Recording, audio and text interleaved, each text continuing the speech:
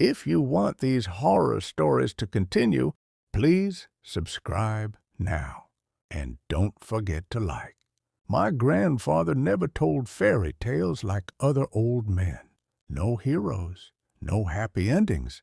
When night fell and the house grew quiet, he would sit near the window, staring into the dark, and begin his stories in a low, trembling voice. He always said the same thing before starting. These are not stories. These are memories. As a child, I thought he was trying to scare me. Now I know he was warning me. He told me about a village that no longer exists. Not burned, not destroyed, simply erased. People woke up one morning and realized the roads led nowhere. The forest had moved closer and the sky felt heavier. According to my grandfather, the villagers stopped leaving their homes because those who did never came back the same. They returned, he said, but something else walked inside their bodies. Every night after one of his stories, I noticed strange things. The house creaked differently. Shadows stayed longer in corners. Sometimes I woke up hearing whispers, repeating lines from my grandfather's tales, word for word.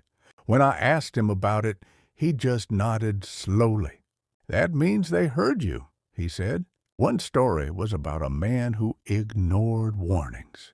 He laughed at old tales and walked into places no one should enter.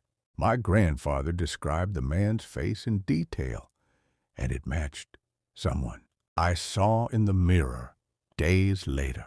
Pale eyes, sleepless skin, a stare that didn't feel like mine. I stopped laughing at the stories after that. Grandfather claimed some stories were alive. He said if spoken aloud enough times, they learned your voice. They followed you home. They waited. His hand shook when he told me this, not from age, but fear. Never repeat them alone, he warned. They like solitude. One night, I found his old notebook hidden under the floorboard. It was filled with the same stories, but written years before I was born. My name appeared on the last page, written in ink that looked too dark, too fresh. That was when I understood I was never just listening. I was next. When I confronted him, my grandfather looked relieved. Good, he said. You finally see them. He told me the truth. Then the stories were passed down to protect the family. Each generation had to listen, remember, and survive. If they didn't, the stories would choose someone else. The night my grandfather died, I heard him telling stories from his empty room. His voice was clear, strong, familiar. I stood frozen in the hallway as the whispers answered him from inside the walls. They were thanking him. Now I sit where he once sat, at night, by the window, telling the same stories. Sometimes I see shapes move outside, listening, waiting. I finally understand why he never stopped. Because if the stories are told, they don't need to come closer. Tonight, you are hearing one of them. And if you remember it tomorrow, my grandfather would say that means it chose you. After I began telling the stories, strange things changed. The whispers no longer scared me. They answered. Sometimes, when I forgot a line, a voice finished it for me from the dark corner of the room. I never looked directly at it. My grandfather taught me that rule. People around me started acting oddly. Neighbors avoided my eyes. Children stared too long. One man asked me quietly, "Did you hear them too?" Before I could answer, he covered his ears and ran. I tried to stop telling the stories one night. The silence felt wrong, thick, heavy. The walls began to creak like breathing lungs. Shadows stretched across the floor, crawling toward me. I understood then. Silence was worse than fear. That night, I dreamed of my grandfather. He stood far away, surrounded by shapes without faces. "You paused," he said calmly. "They don't like waiting." I woke up with blood on my pillow from my ears. The notebook began changing. New sentences appeared after I finished a story, written in a shaky hand that wasn't mine. They described things I hadn't told yet. People who would listen. People who would disappear. One page ended with a warning, "Never tell the final story."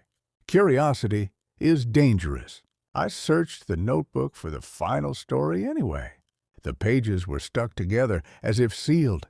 When I forced them apart, the air grew cold, and the whispers screamed my name all at once. I slammed the book shut. Something laughed. From that moment, I felt watched, even in daylight. Reflections moved a second too late. My shadow sometimes faced the wrong direction. When I spoke, my voice echoed, even when I was alone. The stories were growing stronger. One listener stayed too long. He sat through every story without blinking. When I finished, he smiled and said, "Now I hear them too." The next day, his house was empty, except for my words carved into the walls. I finally understood the truth my grandfather never said aloud. The stories don't protect us forever. They are feeding. Every listener makes them hungrier. One day, there will be nothing left to distract them. That day, they will come. I am tired now. My voice shakes like my grandfather's once did. I feel them close, closer than ever. If this is the last story I tell, remember this. If someone begins telling you terrifying tales at night, do not listen, because once you do, the stories will never forget you. I close my grandfather's notebook. The whispers stop. The shadows fade, unfinished, forgotten. Some stories die when no one tells them anymore. I turn off the light and leave the room. Behind me, the silence stays. The notebook trembles once. A single page flips by itself. One word appears in fresh ink. Soon, the house exhales slowly. I never open the notebook again. Years later, I still hear the soft scratch of a pen when the night is too quiet. And I know the stories are only sleeping, waiting for someone else to listen. The end.